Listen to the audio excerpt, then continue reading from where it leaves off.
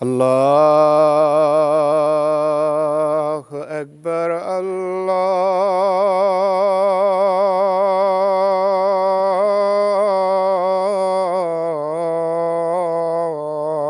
اللہ اکبر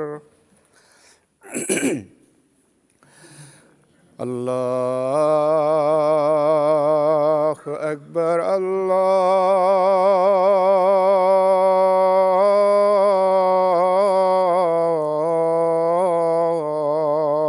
اللہ اکبر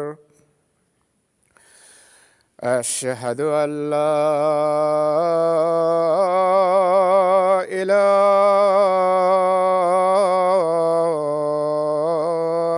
الا اللہ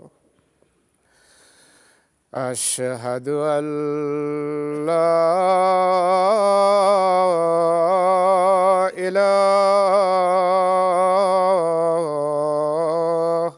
الا اللہ اشہد ان محمد رسول اللہ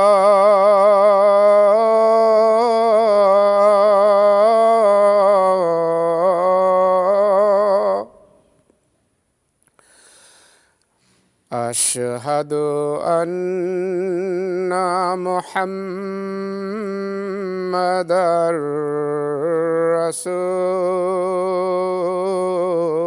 رسول اللہ حی علی الصلاۃ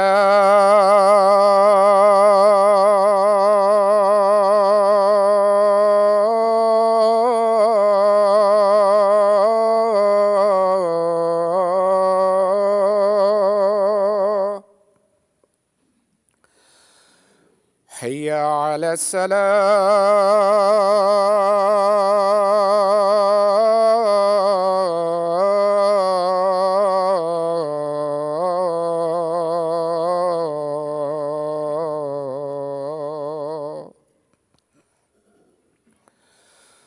حی علی الفلاح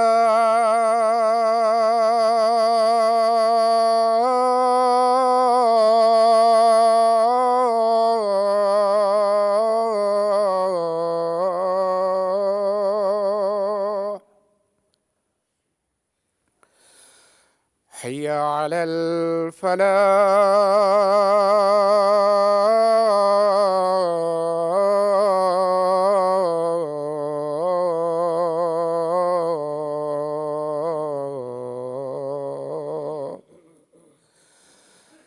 اللہ اکبر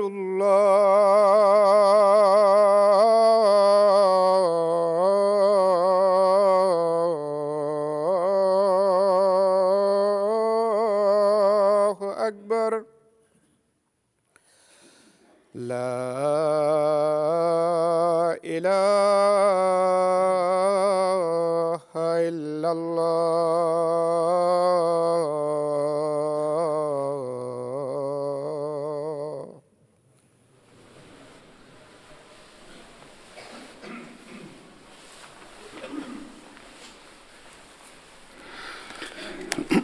السلام علیکم ورحمۃ اللہ.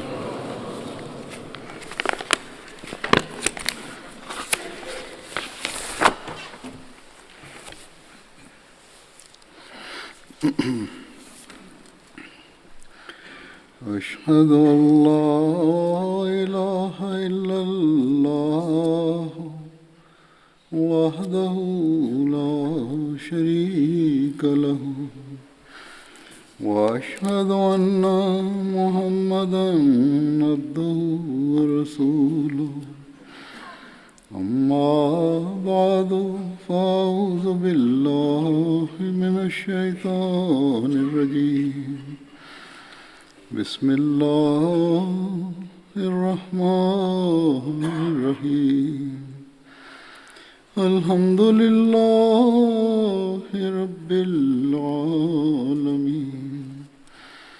الرحمن الرحيم مالك يوم الدين إياك نعبد وإياك نستعين اهدنا الصراط المستقيم صراط الذين أنعمت عليهم غير المغضوب عليهم ولا الضالين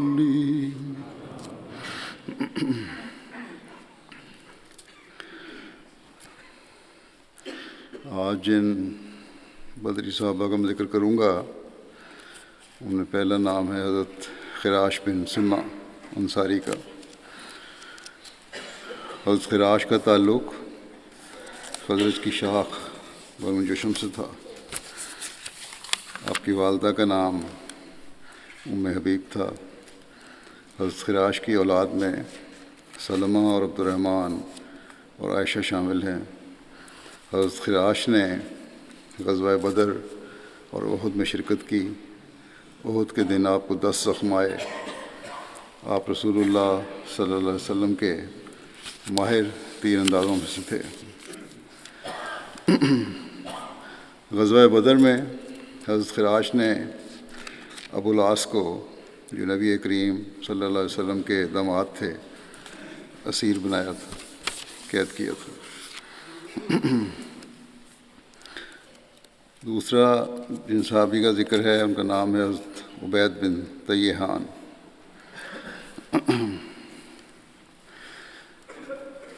حضرت عبید بن طیحان کا نام عتیق بن طیحان بھی بیان کیا جاتا ہے۔ ان کی والدہ کا نام لیلہ بنت انیق تھا۔ ان کے والد آپ حضرت ابو الحسم بن لیحان کے بھائی تھے اور آپ بنو عبد الاشل کے حلیفوں میں سے تھے۔ حضرت عبید 70 انصار کے ساتھ بیعت عقبہ میں شامل ہوئے۔ رسول اللہ صلی اللہ علیہ وسلم نے آپ کے اور حضرت مسعود بن ربیع کے مابین مواخات قائم فرمائی۔ آپ اپنے بھائی حضرت ابو الحسم کے ساتھ غزوہ بدر میں شامل ہوئے اور آپ نے غزوہ احد میں شہادت پائی۔ آپ کو اکرمہ بن ابو جہل نے شہید کیا۔ یہ بھی کہا جاتا ہے کہ آپ جنگ صفین میں حضرت علی کی طرف سے لڑتے ہوئے شہید ہوئے۔ اس پہ ذرا اختلاف ہے، لیکن بہرحال ایک مشترک بات ہے دونوں روایتوں میں کہ آپ شہید ہوئے۔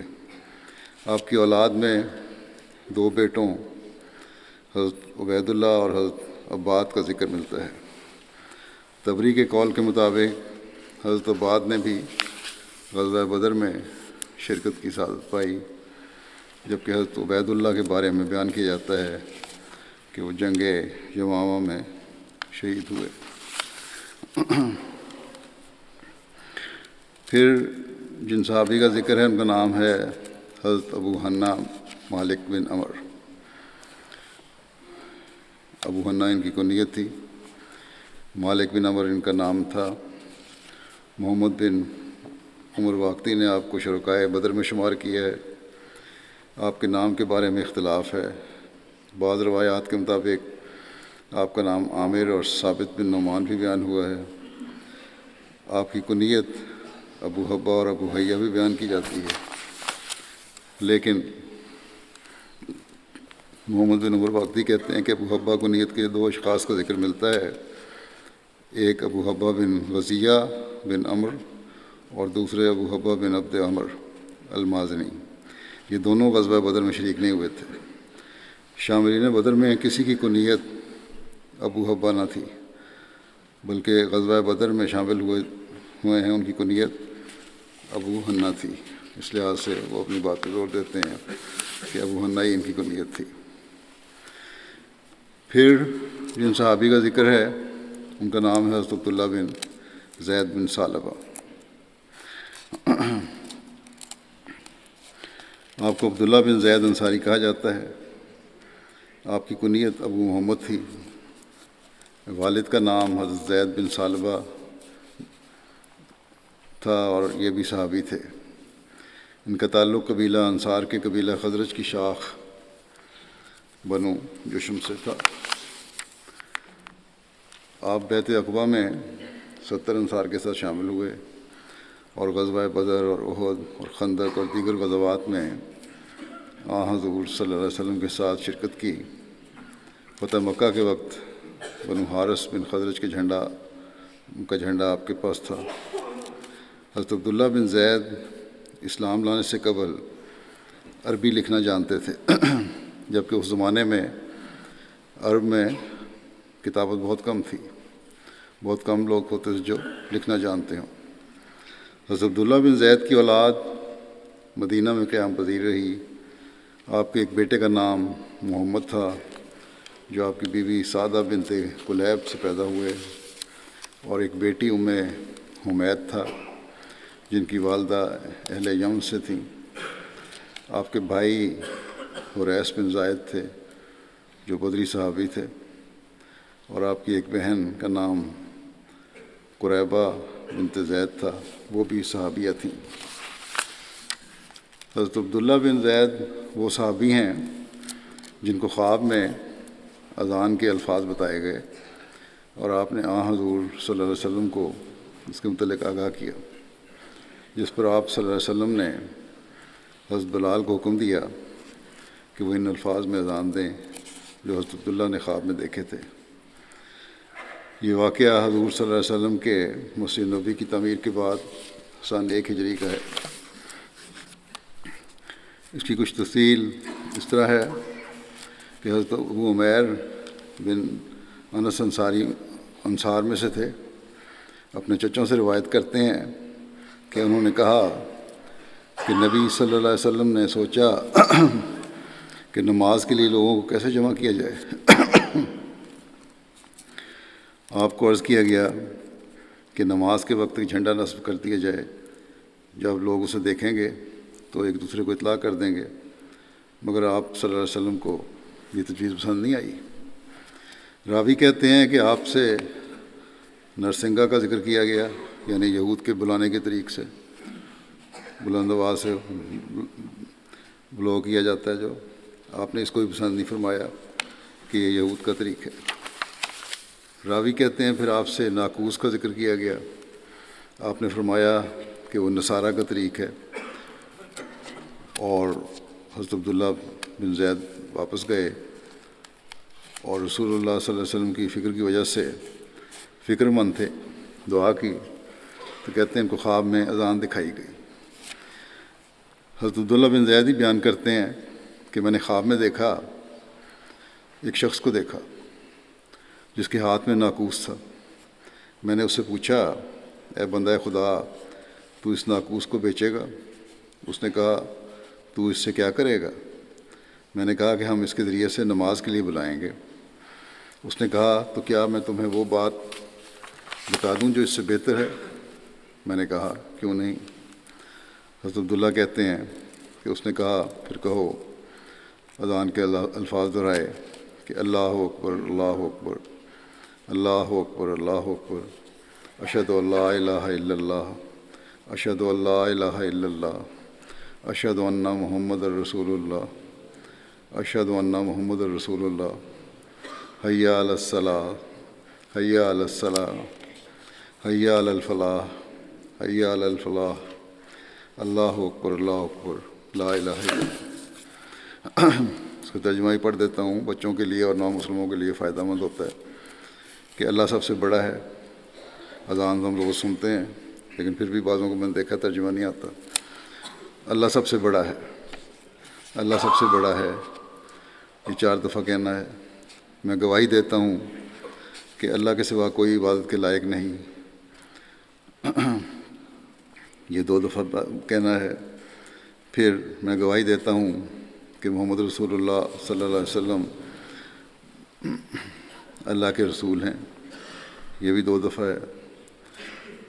پھر نماز کی طرف آؤ، حی علی الصلاۃ، نماز کی طرف آؤ، حی علی الفلاح، کامیابی کی طرف آؤ، کامیابی کی طرف آؤ۔ اللہ سب سے بڑا ہے، یہ 2 دفعہ کہنا ہے۔ پھر اللہ کے لا الہ الا اللہ، اللہ کے سوا کوئی عبادت کے لائق نہیں۔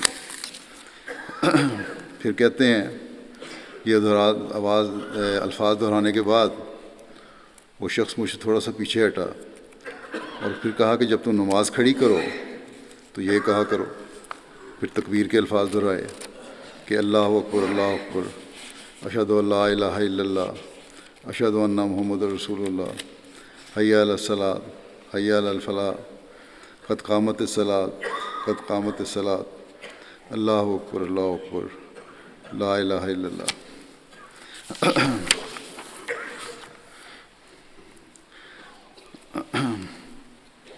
اس میں تو وہی الفاظ ہیں اذان کے ہیں، قد قامت الصلاۃ ہے کہ کھڑی ہو گئی ہے نماز کھڑی ہو گئی ہے، اور پھر وہی اللہ سب سے بڑا ہے، اللہ سب سے بڑا ہے۔ پھر کہتے ہیں جب صبح ہوئی تو میں آپ صلی اللہ علیہ وسلم کی خدمت میں حاضر ہوا اور جو میں نے دیکھا تھا بیان کر دیا۔ آپ صلی اللہ علیہ وسلم نے فرمایا کہ یقیناً اللہ چاہے تو یہ سچی خواب ہے، تم بلال کے ساتھ کھڑے ہو جاؤ اور جو تم نے دیکھا تھا وہ بتاتے جاؤ، وہ ان الفاظ کے ساتھ اذان دے دے کیونکہ اس کی آواز تم سے زیادہ بلند ہے۔ پس میں بلال کے ساتھ کھڑا ہو گیا، میں ان کو بتاتا جاتا تھا اور وہ اس کے مطابق اذان دیتے جاتے تھے۔ راوی کا یہ بیان ہے کہ جب حضرت عمر بن خطاب رضی اللہ عنہ نے یہ اذان سنی تو وہ اپنے گھر میں تھے، وہ اپنی چادر گھسیٹتے ہوئے نکلے اور کہہ رہے تھے کہ اس کی قسم جس نے آپ کو حق کے ساتھ یا رسول اللہ بھیجا ہے، میں نے وہی دیکھا جو اس نے دیکھا ہے۔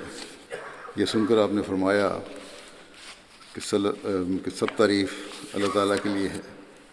ایک دوسری روایت میں اس جگہ یہ الفاظ ملتے ہیں کہ اس پر حضرت صلی اللہ علیہ وسلم نے فرمایا کہ اللہ ہی کے لیے سب تعریف ہے، بس یہی بات پختہ ہے۔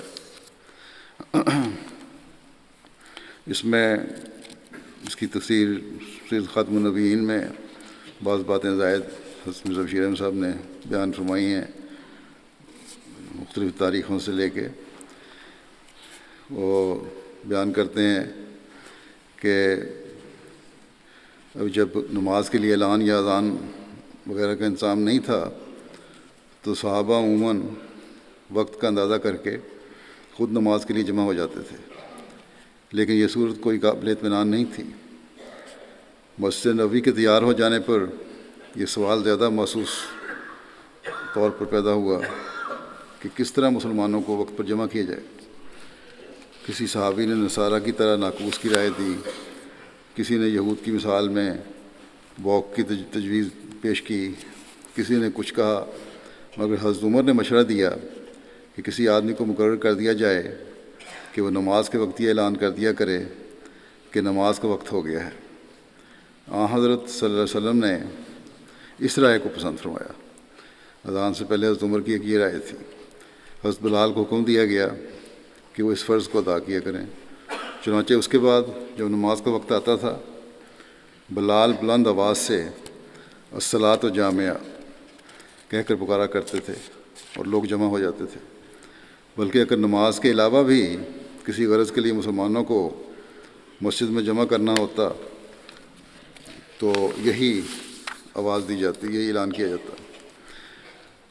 اس کے کچھ عرصے بعد پھر آگے وہی قصہ ہے ان کا کہ ایک صحابی حضرت عبداللہ بن زید انصاری کو خواب میں موجودہ اذان کے الفاظ سکھائے گئے اور انہوں نے حضرت صلی اللہ علیہ وسلم کی خدمت میں حاضر ہو کر اپنی اس خواب کا ذکر کیا اور عرض کیا کہ میں نے خواب میں ایک شخص کو اذان کے طور پر یہ الفاظ پکارتے سنا ہے۔ آپ صلی اللہ علیہ وسلم نے فرمایا کہ یہ خواب خدا کی طرف سے ہے اور عبداللہ کو حکم دیا کہ بلال کو یہ الفاظ سکھا دیں۔ لکھتے ہیں کہ عجیب اتفاق یہ ہوا کہ جب بلال نے الفاظ میں پہلی دفعہ اذان دی تو حضرت عمر اسے سن کر جلدی جلدی آپ کی خدمت میں حاضر ہوئے اور عرض کیا کہ یا رسول اللہ، آج جن الفاظ میں بلال نے اذان دی ہے بعین ہی یہی الفاظ میں نے بھی خواب میں دیکھے ہیں۔ اور ایک روایت میں یہ بھی ہے کہ جب آن حضرت صلی اللہ علیہ وسلم نے اذان کے الفاظ سنے تو فرمایا کہ اسی کے مطابق وحی بھی ہو چکی ہے۔ بشیر بن محمد اپنے والد سے بیان کرتے ہیں کہ حضرت عبداللہ بن زید جنہیں اذان رویا میں دکھائی گئی تھی، انہوں نے اپنا وہ مال صدقہ کیا جس کے علاوہ آپ کے پاس کچھ اور نہیں تھا، سارا مال صدقہ کر دیا۔ آپ اور آپ کا بیٹا اس کے ذریعے زندگی بسر کر رہے تھے، وہی ان کا ذریعہ معاش تھا، جو بھی جائیداد تھی۔ بس آپ نے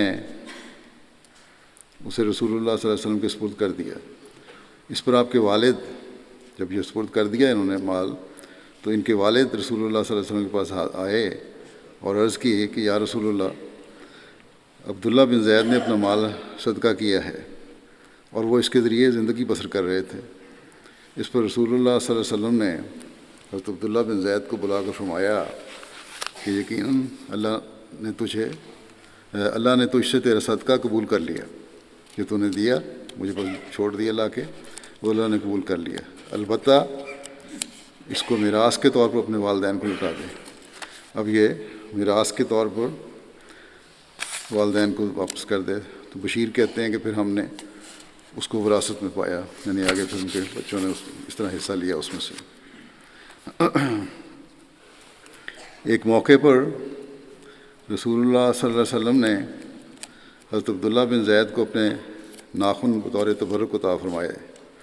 اس کی تفصیل یہ ہے کہ حضرت عبداللہ بن زید کے بیٹے محمد نے بیان کیا کہ ان کے والد نبی صلی اللہ علیہ وسلم کے پاس حجۃ الوداع کے موقع پر منا کے میدان میں منہر یعنی قربان گاہ میں قربانی کے وقت حاضر تھے، اور آپ کے ہمراہ انصار میں سے ایک اور شخص بھی تھا۔ رسول اللہ صلی اللہ علیہ وسلم نے قربانیاں تقسیم کیں تو حضرت عبداللہ بن زید اور ان کے انصاری ساتھی کو کچھ نہ ملا۔ پھر رسول اللہ صلی اللہ علیہ وسلم نے ایک کپڑے میں اپنے بال اتروائے اور انہیں لوگوں میں تقسیم کر دیا۔ پھر آپ نے اپنے ناخن کٹوائے اور وہ حضرت عبداللہ بن زید اور ان کے انصاری ساتھی کو عطا کر دیا۔ حضرت عائشہ سے مروی ہے کہ ایک شخص نبی کریم صلی اللہ علیہ وسلم کے پاس حاضر ہوا اور عرض کیا کہ یا رسول اللہ صلی اللہ علیہ وسلم، خدا کی قسم یقیناً آپ میری ذات سے زیادہ محبوب ہیں، آپ مجھے میری ذات سے زیادہ محبوب ہیں، اور یقیناً آپ مجھے میرے اہل سے زیادہ محبوب ہیں، اور یقیناً آپ مجھے میری اولاد سے زیادہ محبوب ہیں۔ میں گھر میں تھا اور آپ کو یاد کر رہا تھا کہ مجھ سے صبر نہ ہوا، یہاں تک کہ میں آپ کی خدمت میں حاضر ہوا، اور اب میں آپ کو دیکھ رہا ہوں۔ جب مجھے اپنی اور آپ کی موت یاد آئی تو میں نے جان لیا کہ جب آپ جنت میں داخل ہوں گے تو دیگر انبیاء کے ساتھ آپ کا رفع ہوگا، اور میں ڈرا کہ جب میں جنت میں داخل ہوں گا تو آپ کو وہاں نہ پاؤں گا۔ اس پر نبی کریم صلی اللہ علیہ وسلم نے اس شخص کو کوئی جواب نہ دیا، یہاں تک کہ جبریل اس آیت کے ساتھ نازل ہوئے، وَمَن يُطِعِ اللَّهَ وَرَسُولَهُ فَأُولَٰئِكَ مَعَ الَّذِينَ أَنْعَمَ اللَّهُ عَلَيْهِم مِّنَ النَّبِيِّينَ وَالصِّدِّيقِينَ وَالشُّهَدَاءِ وَالصَّالِحِينَ، کہ اور جو بھی اللہ کی اور اس کے رسول کی اطاعت کرے تو یہی وہ لوگ ہیں جو ان لوگوں کے ساتھ ہوں گے جن پر اللہ نے انعام کیا ہے، یعنی نبیوں میں سے، صدیقوں میں سے، شہیدوں میں سے اور صالحین میں سے۔ اس آیت کو ہم اس دلیل کے طور پر بھی پیش کرتے ہیں کہ حضرت صلی اللہ علیہ وسلم کی پیروی سے غیر تشریعی نبوت کا مقام حاصل ہو سکتا ہے، اور آپ کی پیروی میں ایک شخص صالحیت کے مقام سے ترقی کر کے نبوت کے مقام تک پہنچ سکتا ہے۔ بہرحال نبوت کا مقام چاہے وہ غیر شرعی نبوت ہی ہو اور آن حضرت صلی اللہ علیہ وسلم کی غلامی میں بھی ہے، ایک بہت اعلیٰ مقام ہے، اور اللہ تعالیٰ جسے چاہے دیتا ہے۔ اور آنے والے مسیح موعود کے بارے میں خود آن حضرت صلی اللہ علیہ وسلم نے نبی اللہ کے الفاظ استعمال کیے ہیں۔ اس لیے حضرت مسیح موعود علیہ السلام کو ہم آن حضرت صلی اللہ علیہ وسلم کی غلامی میں غیر شرعی نبی مانتے ہیں، اور اس سے آن حضرت صلی اللہ علیہ وسلم کے مقام ختم نبوت پر کوئی حرف نہیں آتا، بلکہ آپ کا مقام بڑھتا ہے کہ اب نبوت بھی صرف آپ کی غلامی میں ہی مل سکتی ہے۔ اور یہ معنی صرف ہم ہی نہیں کرتے، بلکہ پرانے بزرگوں نے بھی کیے ہیں۔ چنانچہ امام راغب نے بھی اس کے یہی معنی کیے ہیں کہ آن حضرت صلی اللہ علیہ وسلم کے بعد غیر شرعی نبی آپ کی پیروی میں آ سکتے ہیں۔ بہرحال اس آیت کے ضمن میں یہ ذکر ضمن میں نے کر دیا تاکہ وضاحت بھی ہو جائے۔ علامہ زرقانی لکھتے ہیں کہ مختلف کتب تفسیر میں یہ واقعہ آن حضور صلی اللہ علیہ وسلم کے غلام حضرت ثوبان کے متعلق ملتا ہے، جبکہ تفسیر ینبوع الحیات میں مقاتل بن سلیمان کے حوالے سے لکھا ہے کہ یہ حضرت عبداللہ بن زید انصاری تھے جنہوں نے رویا میں اذان دیکھی تھی۔ علامہ زرقانی لکھتے ہیں کہ اگر یہ بات درست ہے تو ممکن ہے کہ دونوں نے نبی صلی اللہ علیہ وسلم سے ایسی بات کا ذکر کیا ہو اور اس پر یہ آیت نازل ہوئی ہو، اور یہ بھی ذکر ملتا ہے کہ ایسی بات نبی کریم صلی اللہ علیہ وسلم کے کئی ساتھیوں نے کی تھی۔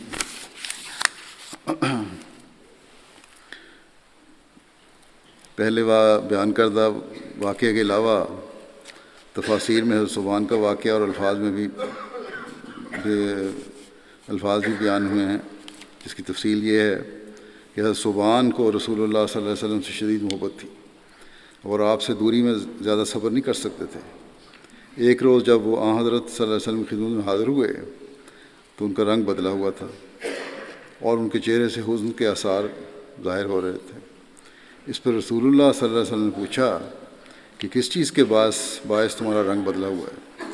حضرت ثوبان نے عرض کی کہ یا رسول اللہ، نہ تو مجھے کوئی مرض ہے اور نہ ہی کوئی بیماری ہے، ما سوائے اس کے کہ میں آپ کو دیکھ نہ سکا، اس لیے یعنی کچھ عرصے سے دیکھا نہیں تھا، اس لیے مجھ پر شدید وحشت طاری ہو گئی جب تک کہ آپ سے ملاقات نہ ہو گئی۔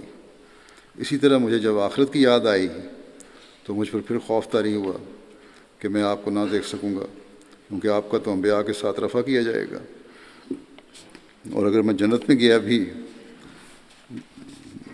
میں چلا بھی گیا تو میرا مقام وہاں آپ کے مقام سے بہت ہی ادنا ہوگا، اور اگر میں جنت میں نہ داخل ہو سکا تو پھر میں کبھی بھی آپ کو نہ دیکھ سکوں گا۔ علامہ زرقانی لکھتے ہیں، یہ تو اس حوالے سے ہے ان کی زبان کی وضاحت۔ علامہ زرقانی لکھتے ہیں کہ حضرت عبداللہ بن زید اپنے باغ میں کام کر رہے تھے۔ عبداللہ بن زید کا پھر دوبارہ ذکر شروع ہوتا ہے، تو یہ کہ آپ کا بیٹا آپ کے پاس آیا اور آپ کو خبر دی کہ نبی صلی اللہ علیہ وسلم وفات پا گئے ہیں۔ اس پر آپ نے کہا کہ اللہم بصری حتی لا ارى بعد حبیبی محمد احد، کہ اے اللہ تو میری نظر کو لے جا یہاں تک کہ میں اپنے محبوب محمد صلی اللہ علیہ وسلم کے بعد کسی کو نہ دیکھ پاؤں۔ کہتے ہیں کہ اس کے بعد شرح زرقانی میں یہ لکھا ہے کہ اس کے بعد آپ کی نظر جاتی رہی اور اتنا بھی نہ ہو گئے۔ ان کی وفات کے بارے میں لکھا ہے کہ عبداللہ بن زید کی وفات کے وقت کے متعلق اختلاف پایا جاتا ہے۔ بعض نے غزوہ احد کے بعد وفات کا ذکر کیا ہے، لیکن اکثر یہ بیان ہوا ہے کہ حضرت عبداللہ بن زید تمام غزوات میں رسول اللہ صلی اللہ علیہ وسلم کے ساتھ شریک ہوئے تھے، اور آپ کی وفات حضرت عثمان کے خلافت کے آخری دور میں 32 ہجری میں مدینہ میں ہوئی تھی، اور وہ جو نظر والا واقعہ اس سے بھی اگر اس کو صحیح مانا جائے تو یہی لگتا ہے کہ حضرت عثمان کے دور میں ہوئی تھی، جبکہ اس وقت ان کی عمر 64 سال تھی۔ آپ کی نماز جنازہ حضرت عثمان نے پڑھائی تھی۔ پھر جن صحابی کا ذکر ہے ان کا نام ہے حضرت معاذ بن عمرو بن جموح۔ حضرت معاذ بن عمرو کا تعلق بنو خزرج کی شاخ بنو سلمہ سے تھا۔ آپ بیعت عقبہ ثانیہ اور غزوہ بدر اور احد میں شامل ہوئے تھے۔ آپ کے والد حضرت عمرو بن جموح صحابی رسول صلی اللہ علیہ وسلم تھے جو غزوہ احد میں شہید ہوئے تھے۔ آپ کی والدہ کا نام ہند بنت عمر تھا۔ موسیٰ بن عقبہ، ابو معاشر اور محمد بن عمر واقدی کے نزدیک آپ کے بھائی معوذ بن عمر بھی غزوہ بدر میں شامل ہوئے تھے، اور آپ کی بیوی کا نام سبیتہ بنت عمر تھا جو بنو خزرج کی شاخ بنو ساعدہ سے تھی۔ ان سے آپ کا ایک بیٹا عبداللہ اور ایک بیٹی امامہ پیدا ہوئی۔ حضرت معاذ بیعت عقبہ ثانیہ میں شامل ہوئے تھے، لیکن ان کے والد عمر بن جموح اپنے مشرکانہ عقائد پر بہت سختی سے قائم تھے۔ سیرت ابن ہشام میں حضرت معاذ کے والد کے اسلام قبول کرنے کا واقعہ میں درج ہے۔ یہ کچھ سال ہوا، میں نے ان کے واقعے میں بھی تھوڑا سا بیان کیا تھا کہ جب یہ لوگ بیعت عقبہ ثانیہ میں شامل ہونے والے جو لوگ تھے مدینہ واپس آئے تو انہوں نے اسلام کی خوب اشاعت کی، اور ان کی قوم میں کچھ بزرگ ابھی تک اپنے شرکیہ دین پر قائم تھے۔ ان میں سے ایک عمر بن جموح بھی تھے۔ آپ کے بیٹے معاذ بن عمر بیعت عقبہ ثانیہ میں شامل ہوئے تھے، اور اس موقع پر انہوں نے رسول اللہ صلی اللہ علیہ وسلم کی بیعت کر لی تھی۔ عمر بن جموح بنو سلمہ کے سرداروں میں سے تھے، اور ان کے بزرگوں میں سے ایک بزرگ تھے۔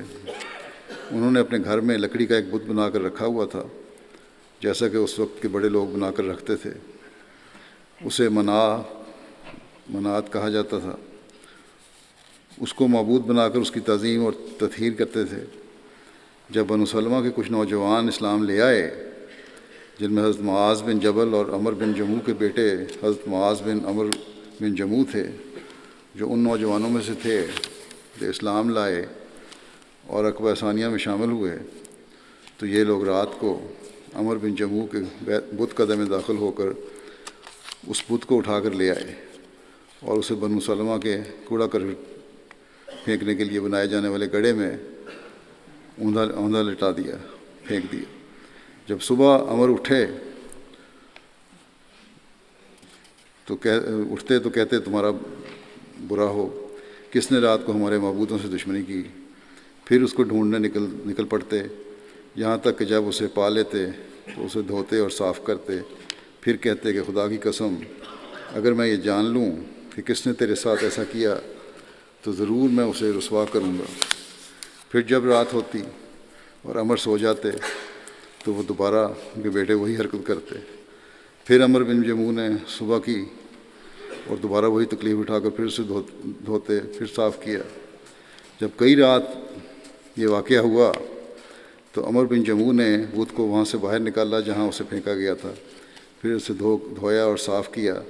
پھر وہ اپنی تلوار لائے اور اس کے گلے میں لٹکا دی اور کہا کہ اللہ کی قسم، یقین مجھے یہ تو نہیں معلوم کہ تیرے ساتھ ایسا کون کرتا ہے، بس اگر تجھ میں کچھ طاقت ہے تو اس کو روک لے، اور یہ تلوار تیرے پاس پڑی ہے۔ بت کے پاس تلوار رکھ دی۔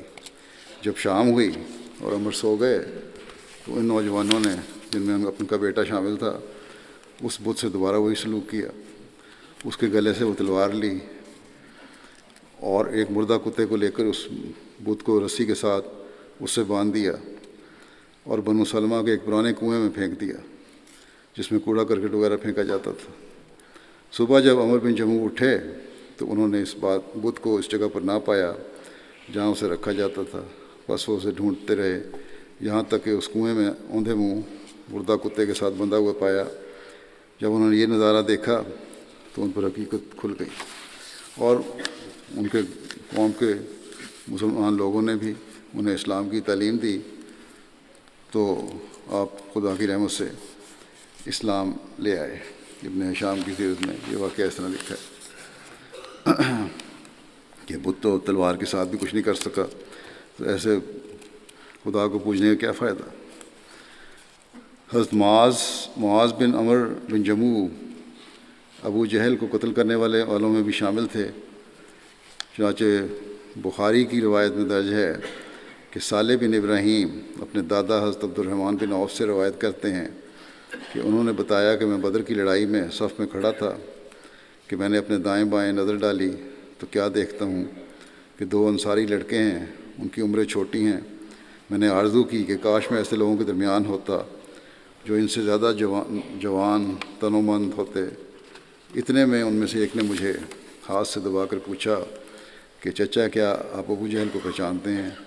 میں نے کہا ہاں۔ بھتیجے تمہیں اس سے کیا کام ہے؟ اس نے کہا مجھے بتلایا گیا ہے کہ وہ رسول اللہ صلی اللہ علیہ وسلم کو گالیاں دیتا ہے، اور اس ذات کی قسم ہے جس کے ہاتھ میں میری جان ہے، اگر میں اس کو دیکھ پاؤں تو میری آنکھ اس کی آنکھ سے جدا نہ ہوگی جب تک ہم دونوں میں سے وہ نہ مر جائے جس کی مدت پہلے مقدر ہے۔ میں اس پر بڑا حیران ہوا۔ پھر دوسرے نے مجھے ہاتھ سے دبایا اور اس نے بھی مجھے اسی طرح پوچھا۔ ابھی تھوڑا عرصہ گزرا ہوگا کہ میں نے ابو جہل کو لوگوں میں چکر لگاتے دیکھا۔ میں نے کہا دیکھو وہ ہے تمہارا ساتھی جس کے متعلق تم نے مجھ سے دریافت کیا تھا۔ یہ سنتے ہی وہ دونوں جلدی سے اپنی تلواریں لیے اس کی طرف لپکے اور اس پر حملہ کر کے اسے دونوں نے قتل کر ڈالا۔ پھر وہ دونوں لوٹ کر رسول اللہ صلی اللہ علیہ وسلم کے پاس آئے اور آپ کو خبر دی۔ آپ نے پوچھا تم میں سے کس نے اس کو مارا ہے؟ دونوں نے کہا میں نے اس کو مارا ہے۔ آپ نے پوچھا کیا تم نے اپنی تلواریں پوچھ کر صاف کر لی ہیں؟ انہوں نے کہا نہیں۔ آپ نے تلواروں کو دیکھ کر فرمایا کہ تم دونوں نے ہی اس کو مارا ہے۔ اس کا سامان غنیمت معاذ بن عمر بن جموع کو ملے گا، اور ان دونوں کا نام معاذ تھا، معاذ بن افراء اور معاذ بن عمر بن جموع۔ ابو جہل پہلے بھی ایک دفعہ شروع میں بیان کر چکا ہوں اس معاذ اور موبس کے واقعات کو، اور یہاں پھر ایک ابہام پیدا ہو سکتا ہے، اس لیے جو اس قتل کا واقعہ ہے اس کے متفرق کتب حدیث میں اور سیرت میں ہی بیان ہوا ہے، اور یہ جو روایت بخاری سے بھی درج کی ہے بیان ہوئی ہے اس میں یہ ذکر ہے کہ حضرت معاذ بن عمر بن جموع اور حضرت معاذ بن افراء نے ابو جہل پر حملہ کر کے اسے قتل کیا تھا، اور حضرت عبداللہ بن مسعود نے ابو جہل کا سر قلم کیا تھا۔ دوسری جگہ معاذ اور موفز کا ذکر ملتا ہے۔ بہرحال اس کے علاوہ بخاری میں ہی ایسی روایات بھی ہیں جن میں یہ ذکر ہے کہ ابو جہل کو افراء کے 2 بیٹوں معاذ اور موفز نے قتل کیا تھا، اور بعد میں حضرت عبداللہ بن مسعود نے جا کر اس کا کام تمام کیا۔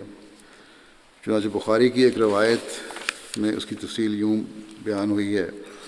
حضرت انس بیان کرتے ہیں کہ نبی کریم صلی اللہ علیہ وسلم نے جنگ بدر کے دن فرمایا کون دیکھے گا کہ ابو جہل کا کیا حال ہوا ہے؟ حضرت ابن مسعود گئے اور جا کر دیکھا کہ اس کو افراء کے 2 بیٹوں معاذ اور موفز نے تلواروں سے مارا ہے کہ وہ مرنے کے قریب ہو گیا ہے۔ حضرت ابن مسعود نے پوچھا کیا تم ابو جہل ہو؟ حضرت ابن مسعود کہتے ہیں انہوں نے ابو جہل کی داڑھی پکڑی۔ ابو جہل کہنے لگا کیا اس سے بھی بڑھ کر کوئی شخص ہے جس کو تم نے مارا؟ یا یہ کہا کہ اس شخص سے بڑھ کر کوئی ہے جس کو اس کی قوم نے مارا ہو؟ یہ دونوں روایتیں بخاری میں ہی ملتی ہیں۔ معاذ 2 نام معاذ کے آتے ہیں اور ایک جگہ معاذ اور موفز کے نام آتے ہیں۔ ایک جگہ دونوں کی ولدیت مختلف ہے، ایک جگہ ایک ہی باپ کے 2 بیٹے کہلاتے ہیں۔ بہرحال حضرت سید زین العابدین ولی اللہ شاہ صاحب ابو جہل کی قاتلین کی کس طرح اس کو تطبیق کی جائے، کس طرح اس کی وضاحت ہو، اس کو بیان کرتے لکھتے ہیں کہ بعض روایات میں ہے کہ افراء کے 2 بیٹوں موفز اور معاذ نے ابو جہل کو موت کے قریب پہنچا دیا۔ بعض ازاں حضرت عبداللہ بن مسعود نے اس کا سر تن سے جدا کیا تھا۔ امام ابن حجر نے اس احتمال کا اظہار کیا ہے کہ معاذ بن عمر اور معاذ بن افراء کے بعد موفز بن افراء نے بھی ان پر وار کیا ہوگا، اس لیے پہلی 2 روایتوں میں ان دونوں بھائیوں کا بھی ذکر ملتا ہے، دوسری روایت میں 2 مختلف لوگوں کا ذکر ملتا ہے، اور جو شرح ہے فتح الباری اس میں لکھا ہے کہ ہو سکتا ہے یہ تینوں ہی ہوں۔ علامہ بدر الدین عینی ابو جہل کے قاتلین کی تطبیق کرتے ہوئے لکھتے ہیں کہ ابو جہل کو معاذ بن عمر بن جموح اور معاذ بن افرا اور حضرت عبداللہ بن مسعود نے قتل کیا تھا۔ حضرت عبداللہ نے اس کا سر قلم کیا اور نبی کریم صلی اللہ علیہ وسلم کی خدمت میں لے کر حاضر ہوئے۔ علامہ بدر الدین عینی مزید لکھتے ہیں کہ صحیح مسلم میں ہے کہ جن دونوں نے ابو جہل کو قتل کیا تھا وہ معاذ بن عمر بن جموح اور معاذ بن افرا ہیں۔ معاذ بن افرا کے والد کا نام حارث بن رفاع تھا اور افرا ان کی ماں تھی جو عبید بن ثعلبہ نجاریہ کی بیٹی تھی۔ اسی طرح بخاری کتاب الجہاد میں باب ملم یخمس الاسلاب میں ذکر آ چکا ہے کہ حضرت معاذ بن عمر تھے جنہوں نے ابو جہل کی ٹانگ کاٹی اور گرا دیا تھا، پھر معوذ بن افرا نے اس کو مارا یہاں تک کہ اس نے اس کو زمین پر گرا دیا، پھر اس کو چھوڑ دیا جبکہ اس میں رمق باقی تھی، کچھ جان تھی۔ پھر حضرت عبداللہ بن مسعود نے اس پر کاری ضرب لگائی اور اس کا سر جدا کر دیا۔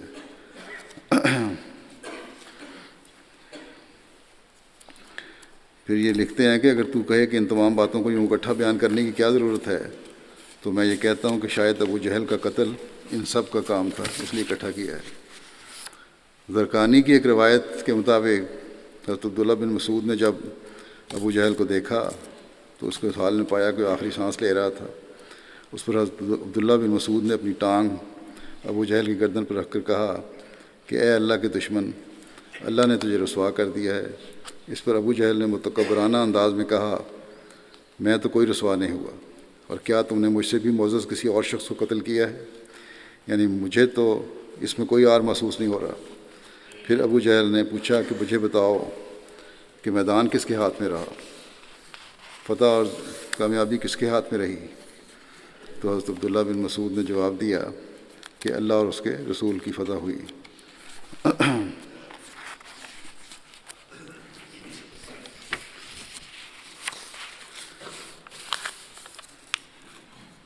ایک دوسری روایت میں یہ بھی ہے اس کے مطابق کہ ابو جہل نے کہا کہ یعنی حضرت محمد رسول اللہ صلی اللہ علیہ وسلم سے یہ بات بھی کہنا کہ میں ساری زندگی اس کا دشمن رہا اور آج اس وقت بھی میں اس کی دشمنی اور دعوت میں انتہا تک ہوں۔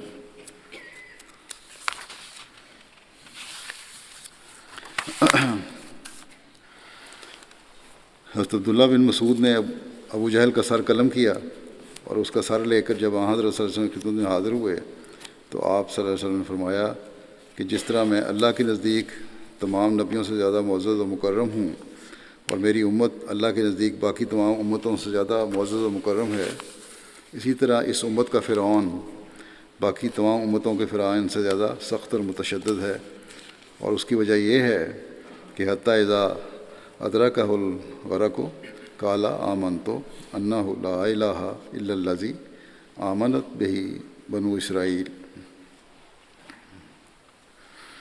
کہ جب اسے غرقابی نے آ لیا، قرآن شریف میں آیا سورہ یونس میں، تو اس نے کہا میں ایمان لاتا ہوں کہ کوئی معبود نہیں مگر وہ جس پر بنی اسرائیل ایمان لائے ہیں۔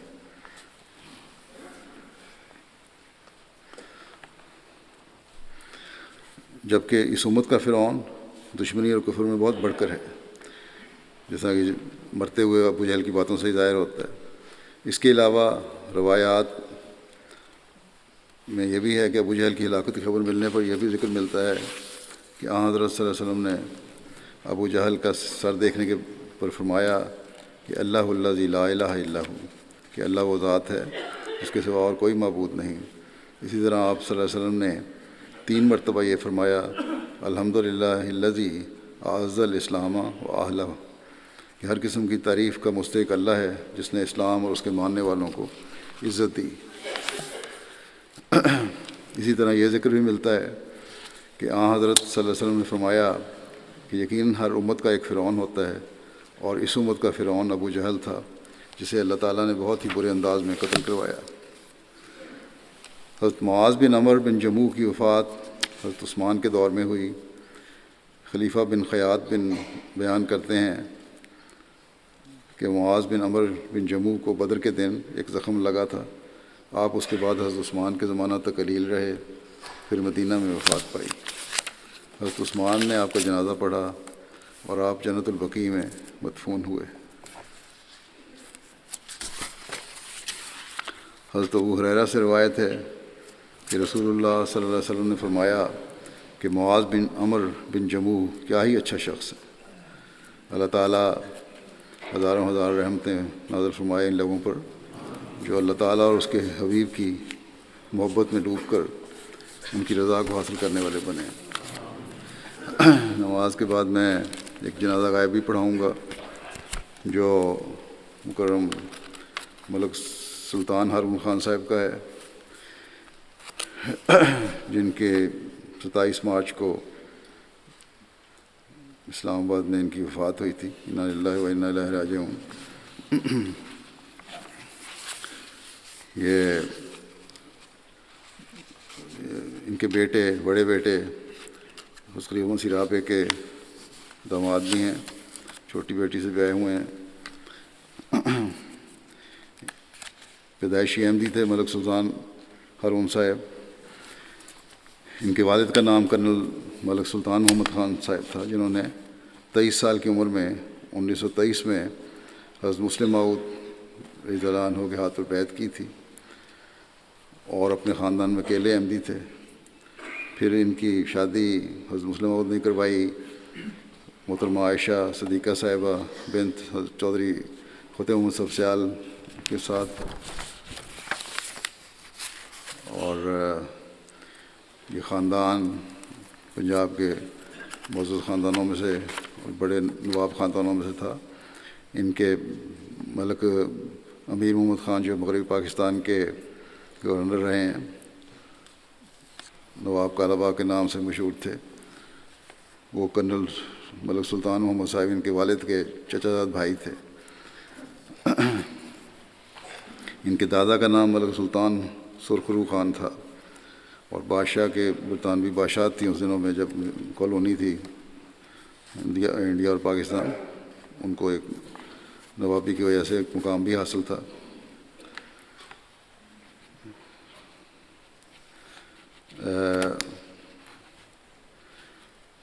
انہوں نے ان کو اپنے بیٹے ملک سلطان محمد خان صاحب کے 4 سال بعد احمدیت قبول کرنے کی توفیق نصیب ہوئی۔ سعادت تھی، فطرت تھی، باوجود اس کے ایک دنیا دار لوگ تھے، لیکن دین کی طرف رجحان ہوا اور اللہ تعالیٰ نے اس سعادت کی وجہ سے ان کو احمدیت قبول کرنے کی توفیق عطا فرمائی۔ سلطان ہارون خان صاحب کی شادی صبیہ حمید صاحبہ بن چودھری عبدالحمید صاحب جو واپڈا میں ہوتے تھے جی ایم، ان کی بیٹی کے ساتھ ہوئی۔ خلیفۃ مسیح ثالث نے ان کا نکاح پڑھایا تھا، اور خلیفہ مسیح ثالث نے نکاح کے وقت یہ بھی فرمایا کہ چودھری فتح محمد سیال جو انگلستان مشن کے بانی تھے، پہلے مبلغ تھے، ان کے بارے میں فرماتے ہیں کہ وہ میرے محترم بزرگ تھے چودھری فتح محمد سیال، اور ان کے مجھ پر بہت احسان تھا۔ خلیفہ مسیح ثالث نے فرمایا کہ مجھے میری اس چھوٹی عمر میں اور نا تجربہ کاری کی عمر میں اپنے ساتھ لے جا کر میرے تجربے میں بڑی وسعت کے مواقع پیدا کیے، اور دیہات میں رہنے والوں کے لیے میرے دل میں جو لگاؤ پوشیدہ تھا، اس لگاؤ کو ظاہر ہونے کا موقع بھی مجھے چودھری فتح محمد سیال کے ساتھ رہنے کی وجہ سے ملا۔ خلیفہ مسیح ثالث فرماتے ہیں کہ اب بھی میں ایک سادہ دیہاتی سے جب مجھے اس سے ملاقات ہو بے تکلف بات کرنے میں خوشی محسوس کرتا ہوں، اور خوشی میں ایک شہری سے ملاقات کے وقت محسوس نہیں کرتا، کیونکہ شہریوں کو تکلف کی عادت ہوتی ہے، اور ان کی اس عادت کی وجہ سے ان سے ملاقات کے وقت بغیر جانے بوجھے ہم بھی تکلف کرنا شروع کر دیتے ہیں۔ پھر فرماتے ہیں کہ بہرحال آج میرے اس محسن بزرگ کے نواسے ملک سلطان ہارون خان ابن کرنل سلطان محمد خان کی شادی ہے اور نکاح ہے، میں اس کا اعلان کروں گا۔ اور پھر فرمایا کہ دوست دعا کریں کہ جس طرح ہمارے بڑوں نے بے لوث اور بے نفس خدمت خدا کے دین کی ہے، وہی جذبہ خدمت کا اور وہی جذبہ اثار اور قربانی کا ان کی نسلوں میں بھی قائم رہے اور بڑا نمایاں رہے۔ اللہ تعالیٰ کرے کہ آج جو ان کی وفات سے یہ ذکر ہو گیا ہے ملک ہارون صاحب مرحوم کی اولاد بھی احمدیت اور خلافت کے ساتھ اسی تعلق کو نہ صرف قائم رکھنے والی بلکہ مضبوط کرنے والی ہو۔ ان کے 3 بیٹے اور 3 بیٹیاں ہیں، اور جیسا کہ میں نے کہا کہ بڑے بیٹے سلطان محمد خان جو ہیں وہ حضرت خلیفہ مسیح رابع کے داماد ہیں۔ علاقے کے غریب عوام کی بڑی خدمت کرتے تھے، خاص طور پر مستحق عورتوں کا اس کے ساتھ بڑا حسن سلوک تھا۔ عورتوں نے بیان کیا ہے کہ ملک صاحب کی زندگی میں ہم اپنے علاقے میں اپنے آپ کو محفوظ سمجھتی تھی، اور اب ان کی وفات کے بعد ہمیں ڈر محسوس ہونے لگا ہے۔ اس اٹک کے علاقے میں ہے، دشمنی بھی وہاں بہت ہے اور سخت دلی بھی وہاں بہت ہے، اور غریبوں کو تو کوئی حق دیا ہی نہیں جاتا، لیکن باوجود اس کے کہ بڑے ذمہ دار تھے اور علاقے کے معزز تھے، غریبوں کی بڑی خدمت کیا کرتے تھے۔ ان کی بہن راشدہ سیال صاحبہ جو کینیڈا میں کہتی ہیں کہ سلطان ہارون خان میرا بھائی بہت خوبیوں کا مالک تھا، احمدیت کے لیے انتہائی غیرت رکھنے والا، خلافت کے لیے جان قربان کرنے والا، دوستوں کا سچا دوست اور دشمنوں پر بھاری، غرباء اور مساکین کا سہارا تھا۔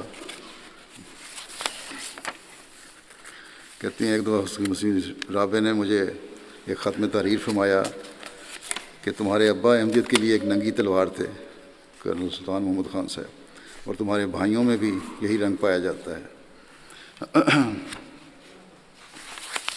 حضرت خلیفہ ثالث نے ایک دفعہ ان کو فرمایا تھا، بڑی دشمنی اس علاقے میں تھی ان کی، ایک علاقے کی عموماً رواج بھی ایسا ہے دشمنی کا، بعض جدادوں کی وجہ سے بھی دشمنی ہوتی ہے، پھر احمدیت کی وجہ سے بھی دشمنی ہوتی تھی۔ تو خلیفہ ثالث نے انہیں کہا کہ گولیاں آئیں گی لیکن اوپر سے گزر جائیں گی، تو میں انشاءاللہ کچھ نہیں ہوگا۔ تو لکھتی ہیں خلیفہ ثالث کے اس قول کو پورا ہوتے ہوئے ہم نے دیکھا ہے۔ 1977 میں فتح جنگ پولیس اسٹیشن پر آپ پر قاتلانہ حملہ ہوا، ملک سلطان ہارون پر، گولیاں چلیں اور سر کے بالوں کو جھلساتے ہوئے گزر گئیں، لیکن آپ کو کوئی خراش تک نہیں آئی، اور اللہ تعالیٰ نے اعجازی رنگ میں محفوظ رکھا۔ غرباء اور مساکین کے لیے بہت سخی تھے، یہ لکھتی ہیں، کمزوروں اور بے سہارا لوگوں کے لیے سہارا تھے۔ آپ کے بڑے بھائی ملک سلطان رشید خان صاحب کہتے ہیں کہ ہمارے ابا جان مرحوم کے بعد ہمارے گھرانے کے اصل سردار وہی تھے۔ میری ہر کوشش کے باوجود جب بھی سلسلے کا کوئی کام ہوتا وہ ہمیشہ خاکسار سے آگے بڑھ جاتے تھے۔ حضرت مسیح علیہ السلام، خلفائے کرام اور سلسلے کے سچے عاشق تھے۔ ایک دفعہ 1974 کے واقعات کے بعد میرے سامنے ایک بڑے آفیسر نے ان سے کہا کہ آپ اپنے حضرت صاحب پر ایمان کی کیا حالت پاتے ہیں؟ تو پنجابی میں انہیں کہنے لگے کہ لوہے ورگا، کہ لوہے کی طرح مضبوط ہے میرا ایمان خلافت پر۔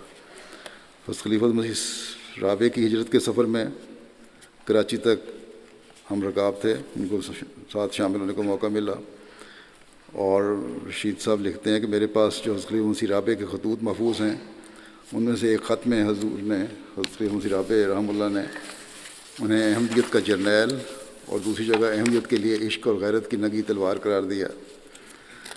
جہاں تک رات کے نوافل اور قرآن کریم کا تعلق ہے، رشید صاحب لکھتے ہیں کہ بہت کم لوگوں کو اس کا علم ہوگا کیونکہ اس کا ذکر بالکل نہیں کرتے تھے، لیکن دونوں چیزوں میں بے حد باقاعدہ تھے۔ لکھتے ہیں کہ بڑے بھائی کہ شاید مجھے بھی پتہ نہ لگتا اگر 2016 میں میری شدید بیماری میں ہم دونوں ایک ہی کمرے میں 4 ماہ تک کٹھے نہ رہے ہوتے۔ ان دنوں میرے لیے اٹھنا بیٹھنا مشکل تھا، میرے ساتھ رہتے تھے کمرے میں میری تیمارداری کرنے کے لیے، اور پھر میں نے ان کو تلاوت اور نوافل کی مجھے باقاعدگی دیکھی، وہ قابل قدر تھی۔ کہتی ہیں میرے لیے ایک آدھ ملازم رکھ لیتے، میں نے ان کو کہا کہ آپ جو تکلیف کرتے ہیں میرے ملازم رکھ لیتے ہیں، وہ میری خدمت کر دیا کرے گا۔ انہوں نے کہا کہ جب میں آپ کے پاس موجود ہوں تو ملازم کی کیا ضرورت ہے۔ پھر رشید صاحب لکھتے ہیں کہ بڑے نافع الناس وجود تھے، 9-10 اسکول بنوائے، ہر طرح کی اگر کبھی ایسا موقع آیا کہ آمد نہیں زیادہ ہوئی اور اسکول کے لیے دے نہیں سکے تو ایک موقع پر انہوں نے خود مزدوروں کے ساتھ مزدوری بھی کی اور مزدوروں کو کہا کہ تمہارے سے زیادہ میں کام کرتا ہوں۔ کوئی یہ نہیں تھا احساس کہ میں کسی نواب کا بیٹا ہوں یا علاقے کا بڑا ذمہ دار ہوں۔ ان کی بیٹی محمودہ سلطانہ کاشف لکھتی ہیں کہ میرے ابو جی کا خلافت کے ساتھ عشق اور وفاداری تو کوئی پوشیدہ چیز نہیں. ہوش سنبھالتے ہی اپنے والد سے جو سبق اٹھتے بیٹھتے ملا وہ یہ تھا کہ خدا تعالیٰ پر ہمیشہ توکل رکھنا ہے اور زندگی کے ہر معاملے میں ہمیشہ دعا سے کام لینا ہے. دعا نہیں تو کچھ نہیں. خدا تعالیٰ پر بے انتہا بھروسہ رکھتے تھے. انتہائی دلیر اور بہادر انسان تھے. اللہ تعالیٰ کے سوا کسی سے نہیں ڈرتے تھے. خدمت خلق میں سرشار رہتے تھے. اسی طرح ان کے بیٹے سلطان محمد خان کہتے ہیں کہ بہت سارے سوشل ورک کیا ہے میرے باپ نے. 8 اسکولوں اور 2 کی تعمیر کروائی, 2 قبرستانوں کے لیے زمین دی, 8 اسکولوں کے لیے زمین دی, بے شمار لوگوں کو, غریبوں کو نوکریاں دلوائیں اور ان کے کام آتے رہے. اللہ تعالیٰ رحمت اور مغفرت کا سلوک فرمائے اور ان کی اولاد کو بھی نیکیوں پر قائم فرمائے اور جماعت اور خلافت سے وابستہ رکھے. جنازہ جیسا کہ میں نے کہا نماز کے بعد پڑھاؤں گا.